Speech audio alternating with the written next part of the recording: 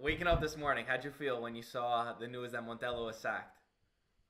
Um, Not surprised to be honest.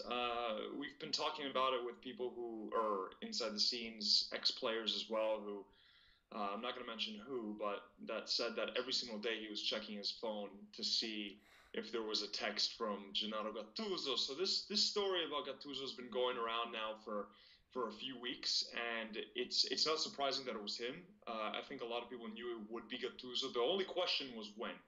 I think it was a 50-50 that Montella would eat the panettone to make it to December, and a much less percentage that he would actually make it to the end of the season.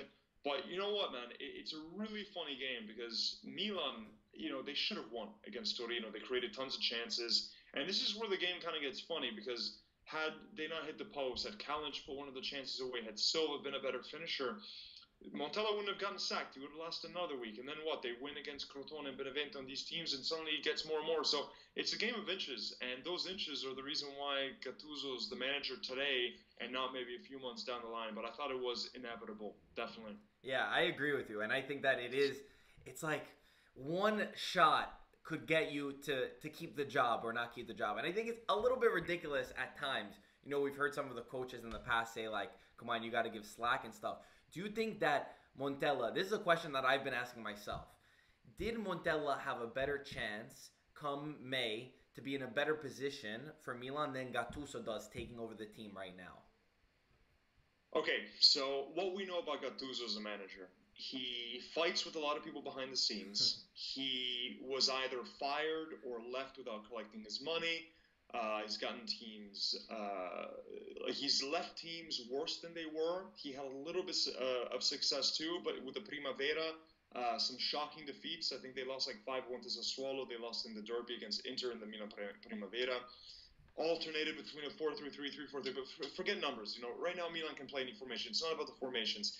It's about the fact that so many times this season, Milan, yes, they've held the ball more, but it's when they get into the final third that they're missing the killer instinct. And if you can't get that from Montella, who's a former striker, who said that he'd work with players like Andre Silva to get that killer touch, and Kalinic, who, a few misses here and there, his confidence is shot. I think he's a fine striker, Kalinic. I don't think that he's as bad as some people are making him out to be. He works hard, he's serviceable, but his finishing just right now isn't good enough.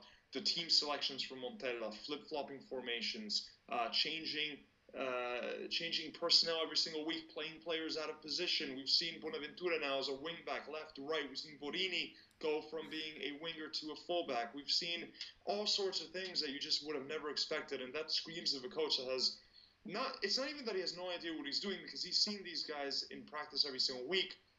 It's that he's just desperately trying to find that magic formula, and maybe he wouldn't have changed so much had there not been so many crazy, unrealistic expectations.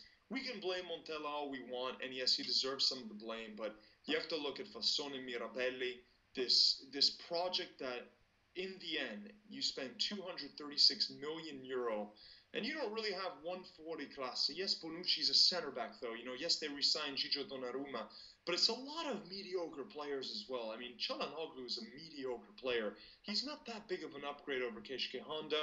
Andre Silva's not ready for the rigors of Serie A football each and every single week, although I think he has a very good future. They spent, what was it, 60 million on Kalinic and Biglia, two players that are going to be in their 30s. Biglia's already in his 30s, that are going to have no resale value. People were saying that Bonucci was got a great deal, 40 million only for Bonucci, until you look at his salary and looked at Milan are actually spending nearly 100 million total on Bonucci for a player that 3 years down the line is not going to have any resale value. So there's a lot of money spent, and right now, as much as everyone was joking, saying, we want Mirabelli and Fassone to be our second and third fathers, they almost, they look like, they don't look like the smartest dirigenti now, do they? And I think it's all because you can't expect a project where you have an entirely new starting 11 to work so much. The expectations were unfair. This is a project where you have to judge it 2 years down the line. But unfortunately, you spend $236 million. If you don't get into the Champions League, which is the down payment that Milan paid, there's going to be financial fair play problems. There's going to be a whole host of problems, maybe a transfer ban next season. Oh, and despite losing 2 or 3 of the best players, because they're not going to want to stick around to a team that has no European football. So the problems are only going to begin. And I think now with Gattuso, from all I've heard, man, we can go on for the next few hours. He's not a tactician. This is a guy that I think at best can be a poor man's Diego Simeone, a guy that gets fired up, that gets the players. It's all about grinta, sweat, and blood. And you know what? Maybe Milan does need some of that. So I'm going to try to look at the positive side, although he's vastly unqualified, just like Seedorf and Inzaghi were. This is someone that is going to be on an interim basis. This is his trial into next summer. And Milanisti love Gattuso. And the Curva are going to give him time. They're going to be behind his back. So maybe that's going to be a good thing for the players. You know, it's funny that you bring that up. You know, all we hear is about this passion, this hunger. And the question that we keep getting is he going to be our Conte? Is he the Conte that hasn't been discovered yet? But I think that the thing that a lot of people don't realize is that Conte is a genius tactician, but it's just sculpted around, you know, the bold personality that he has. And I think you brought up a perfect point, and this is something that I wanted to touch on, which was the management. Like, no one is talking about that. Everyone keeps going to Montella as the scapegoat.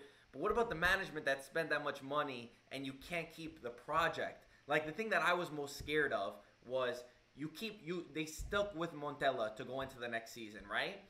But you bought players that fit Montella's system. What happens now when you spend this much money on that player and now maybe Gattuso doesn't like Kalinic? He doesn't fit that system. Like, these kind of things are like, I can't wrap my head around it. Yeah, but then again, what was Montella's system? You know, it wasn't what he was playing at Fiorentina. Yes, it's a possession-based team. They want to play the ball short from the black, blah, blah, blah. Kalinic was a player that Montella really wanted. I think Gattuso's still going to like Kalinic because of the way he fights. I think that's the kind of striker Gattuso wants. But yeah, you look through the midfield. Lucas Biglia has been awful this season. The biggest question is how much of an effect can Gattuso have on a team that right now looks demoralized? The fans are rightfully at the San Siro booing them, whistling them. They have every right to. They're paying good money to go see this absolute crap that we've been getting where they can't even score a goal. I mean, how much is it unluckiness and how much is it the fact that the players right now have no confidence and they've lost all faith in the manager? What I've heard behind the scenes is that Montella is not someone who had a pulse on the players. He's not someone that has a very strong personality. As a matter of fact, he's someone that can get run over easily, maybe didn't command the respect in the locker room of some of the senior players. And by the way, players like Bonucci, who do have a very strong personality, and that was one of his undoings at Juventus, that he got a little too big head for the rest of the group. How is someone like Gattuso going to keep those players in check? Maybe Gattuso could be good for them. Maybe there's a clash with some of the big egos. You know, Gattuso, he's coached in Serie B, in Lega Pro, in Greece with a team that I've never heard of. Crete. What the hell is that? That's where Michael's from in Greece, by the way. What the hell is Crete? I didn't know that was a team. I only know Olympiacos, Panathinaikos, all the Yakos. I didn't know Crete was even a thing. Now he's got to, for the first time as a manager, deal with a team full of stars, full of prima donnas, full of egos. This is very different than dealing with a bunch of bidoni in Serie B. Obviously, I'm joking, but you know, this is a completely different situation for him, even than what he was with the Primavera, where he's with a bunch of kids. So, with Gattuso's fiery personality, is that going to cause a clash with some of the senior players? That's what I would worry about. On the flip side, though, is this going to finally put that charge underneath the butts of these players and get them to really fight for the kid and bleed for the kid? Because that's the kind of manager that I think Gattuso will be. Almost like a Serse Cosmi is an example, I think, of someone who's going to get just, you know, purple on the sideline and the veins are going to be sticking out, and it's going to be funny to watch. It's going to be, I mean, full of unintentional comedy. It's going to be hilarious to see him flipping out on the sideline. I constantly think back to that video when he was at Palermo and Abel Hernandez missed a shot. Like, he missed like an open goal in front of the net during practice. I didn't see this, but and Gattuso runs over from one side of the pitch to the other side of the pitch and starts slapping Hernandez. And I'm imagining him doing the same thing to Kalinic if That's this amazing. happens. But really quick, just to put this in perspective, I remember in Le Iene, which is a popular, very funny show in Italy that you know about, certainly, Pato was asked after a game, it was Gattuso who was doing an interview with someone for Le Iene, and they asked him, you know, what did you do to Pato after he missed that penalty or something like that?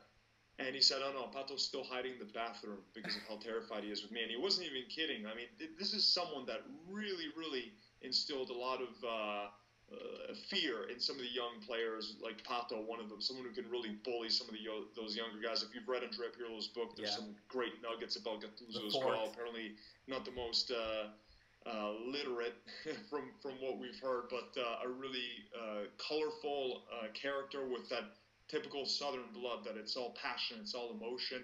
And you know what? Maybe this is what the team needs. Maybe. Hopefully it happens. Matteo, thank you for coming on last minute to give your thoughts on this. I know a lot of the Milan fans and a lot of our viewers, they're obsessed with your work at beIN Sports. We love your coverage. Thank you for giving like a big voice to the Serie A. So we appreciate it. Thank you. Yeah, we try to fly the flag high. Thanks again for having me. Ciao.